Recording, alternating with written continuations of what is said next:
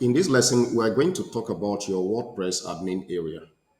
So, whenever you want to edit your website, add pages, add posts, or any sort of content, or even customize your website, install a theme to make it take the shape or the look and feel like you want, you have to be logged into your WordPress admin area. And there are two ways you can log into your WordPress admin area. And I'm going to show you how to do that right now. The first option is to log into your control panel. So once you log into your control panel, click client area. So from client area, choose hosting. From hosting, choose the package you want to log into. That's the website you want to log into, and click manage.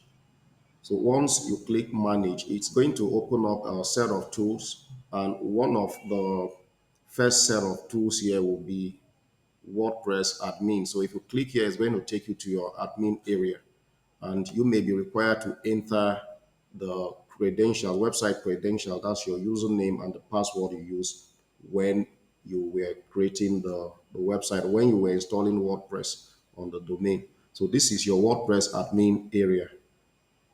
This is your WordPress admin area. So the second way to log into your WordPress admin area is to enter the domain name on your browser, followed by a forward slash WP hyphen admin like this. So you have to enter the domain name forward slash WP hyphen admin. So once you do that, it's going to take you to the admin area. If you are not logged in, you'll be required to log in with your username or your email address and the password you choose during the WordPress installation process. So those are basically the two ways you can log into your WordPress admin area. And in this admin area, this is where you can customize your website, add a theme, add functionalities to your website, or whatever functions you want your website to do. You can edit from here. You can create content, create pages, and do a whole lot of things from here. So this is your website menu.